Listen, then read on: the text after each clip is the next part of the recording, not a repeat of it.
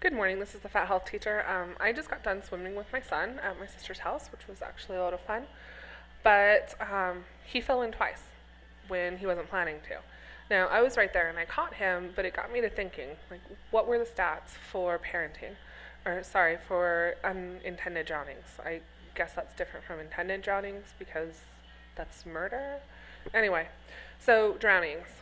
We have two people dying a year from drowning, so they're under the age of 14, and 67% of them are under the age of 3, which is pretty insane. Okay? My son's got quite a bit of confidence in the water. He also went into the water at my grandmother's house in a way that was unexpected. He was super excited about swimming, so he got in and he took all the steps down, and then he took a step out, and the water is about 4 feet deep, which is a little deep for him. Like, he can't reach the bottom and still have his head above water. So he turned around and he kind of panicked, and I reached him, right? I grabbed him. I had wanted to give him time to see if he was going to turn around and come back because he can do it, but he had panicked. Now, the other thing I wanted to point out is that when kids are drowning, they're not screaming. They're not slapping the water. It's this weird kind of, it's this look, like you can see the panic in their eyes, but they just start going under. And if you aren't there to pick them up right away, they're going to go under and they're going to stay under. All right? And I'm speaking not only as a parent, but also as a lifeguard. When I was in college, I paid for some of my college by working as a lifeguard. I worked as a lifeguard when I was a high school teacher. So these are things, I'm just trying to say I understand, and I want you to understand, okay? Because this is a really big deal. We don't want our kids to drown. I actually had a coworker who lost her grandson, and it was a drowning. And it was one of those situations that is just awful all the way around. Everybody was playing. They were having a family gathering of some sort in the backyard, and everyone thought somebody else was watching the kid, is pretty much what happened. And he fell into the water, and people didn't notice because, as I just said, kids are quiet, right? They're so worried about breathing, they're not trying to scream. And he didn't get rescued in time. Okay, so these things are, drownings are terrible events. And the first thing that people want to do is what they do when somebody reports a rape, is they need somebody to blame. They don't want to think that these things happen. They don't want to believe that these are accidents. They want to believe that somebody was responsible, and if someone had changed what they did, then the end result would not have occurred, right? If a girl just hadn't dressed that way, or she hadn't been in that neighborhood, or if the mom had made sure that she had the kid's hand in her hand the entire time, that things like drownings and rape wouldn't happen. But this isn't true, okay? Sometimes really bad things happen, and there are a lot of contributing factors. So now I wanted to talk about the whole, hold on, I want to make sure I get the gorilla's name right. Which means you probably know exactly what I'm going to be talking about. It looks like it's Harambe. Okay, so silverback gorilla, right? At a zoo, a 4-year-old manages to get into the enclosure. The gorilla grabs the kid, and there are a lot of people who are arguing about whether or not he intended harm, whether he was posturing in order to establish dominance, that type of thing. It was a 10-minute event, okay, 10 minutes. This is insane. I don't know what I would do if my son had been one of these people, right? If he had been the one who had gone in there, and he had been in there with the gorilla for 10 minutes. This is a terrifying idea, okay? So the zoo decided that the best way to deal with this situation, after assessing other options, was to kill the gorilla.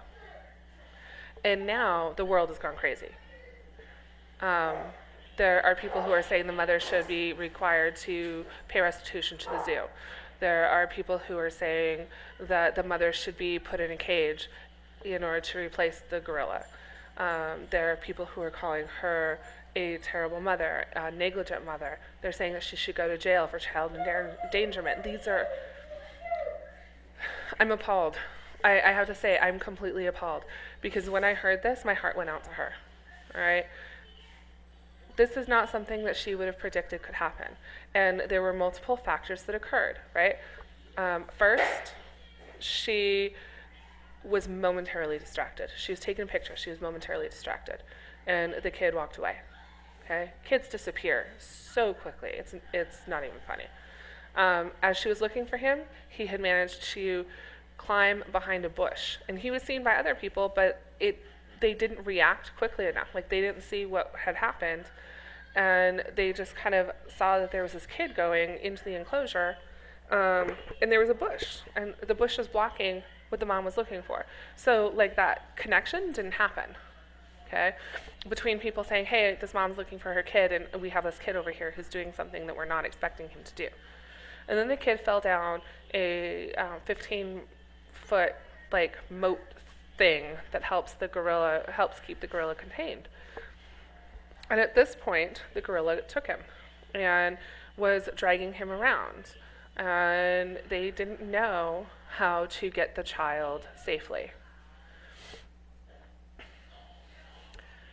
So, what are the things that contributed? Mom lost quick track of her kid. 2, strangers saw what was happening and no one intervened. Okay?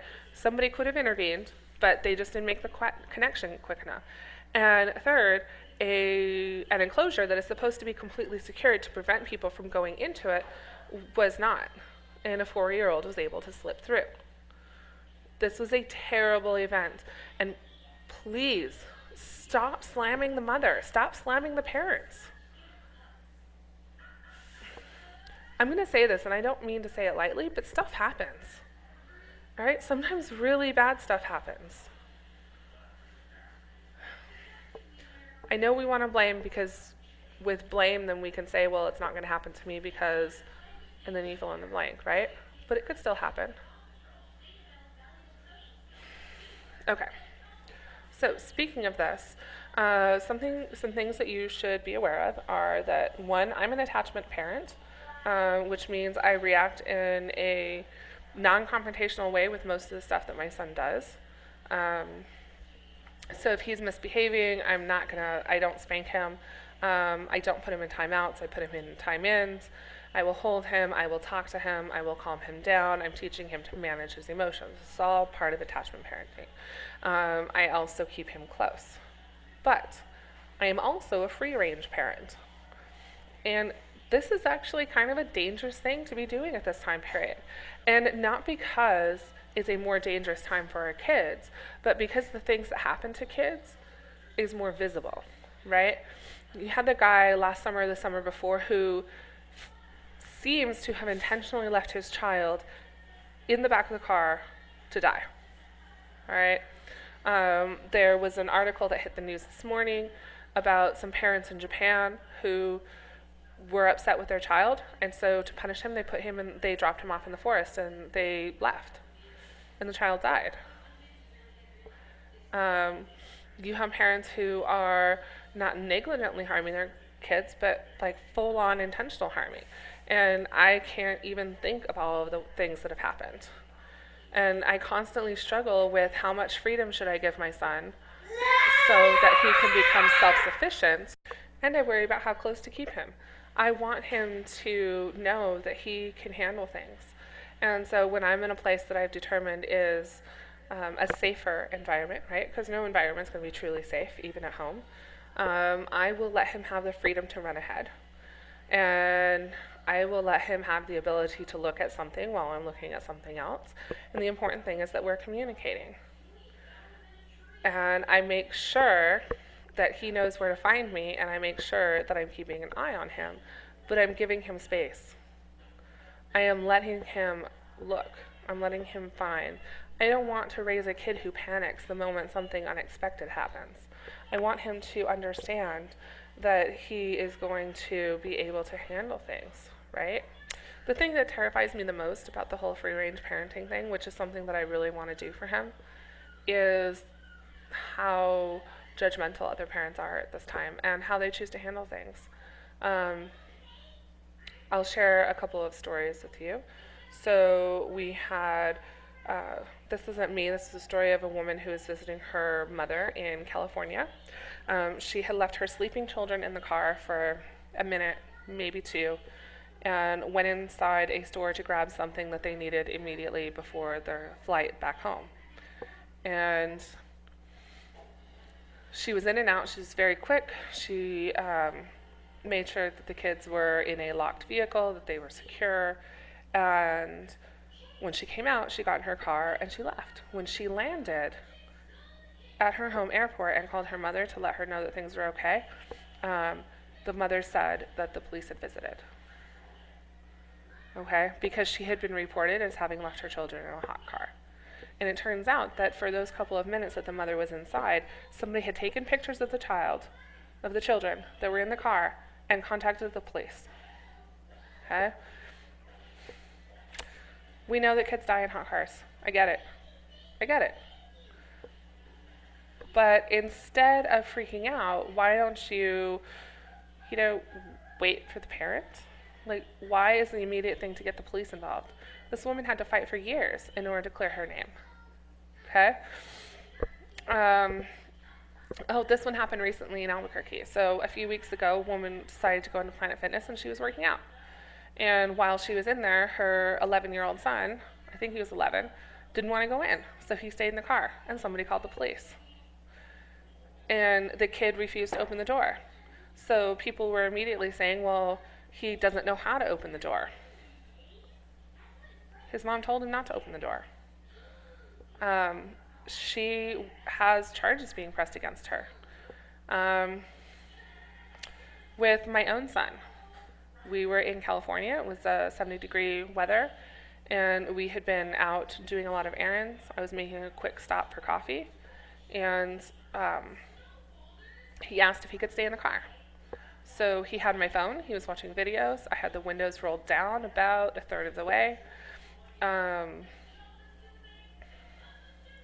He knows how to unbuckle himself and how to open the door. He knew exactly where I was going. We were able to maintain line of sight because the store had a whole bunch of windows and we had parked right by the front door. And honestly, I wasn't worried about his safety. I wasn't worried about somebody kidnapping him because that's incredibly rare. And I know that it's a terrible thing when it happens, but I'm not willing to limit him to the point that he's not allowed to do anything independent because of what might happen. I don't want to live that way, and I don't think he deserves to live that way. Anyway, the thing that I was worried about was not his safety. I was worried that there was going to be somebody who came by who was going to see him and then was going to flip out because kid's in the car. Even though he was totally fine, even though he could talk to anyone who came by, he can, as I said, he can get himself out. He could tell them where I was. He knows my name. And he even had my phone. Okay? So I had my phone, my mother had her phone, and the two of us had walked in for a quick errand. And we were there for maybe 7 minutes, okay, between when we placed our orders and when we got our food. And we're heading back to the car. And he was totally fine. Okay?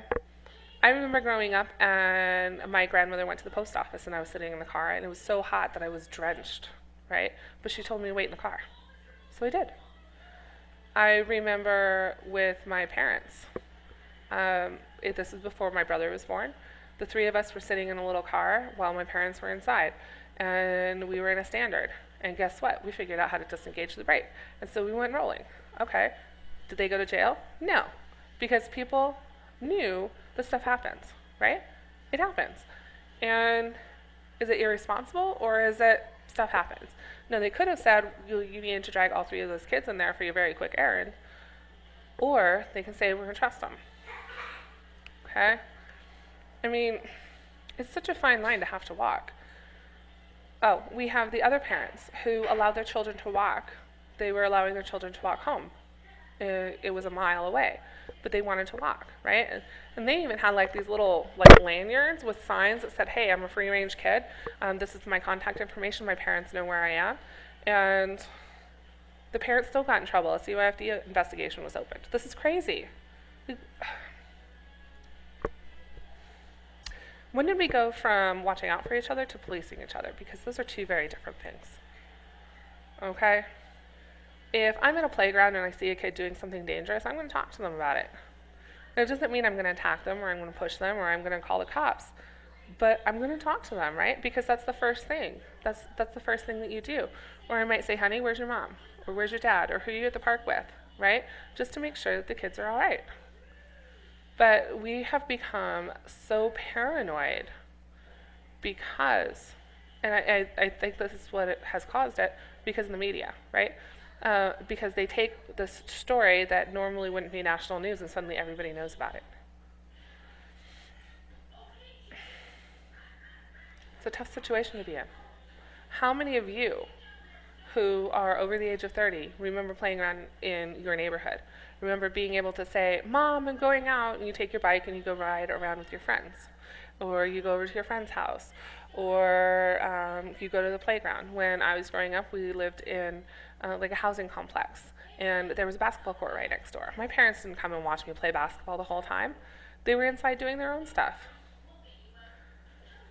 And they were okay with that. And I knew what I needed to do if somebody got hurt, right? If somebody got hurt, we would go and tell our parents. And it wasn't a big deal, okay? My kid knows this. If he's hurt, he will come to me. And if he can't come to me, he will let somebody know so that I can go to him, okay? Whether it's me or it's somebody else who's watching him, whatever. But he knows what to do. We need to trust parents more. And we need to stop being such jerks to them, okay? It's not about the blame. It's about assisting, all right? You see the parent who has a screaming kid in Target or Walmart or wherever it is that you are. You know, they're having a hard time. It's not like they want the kid to have that behavior.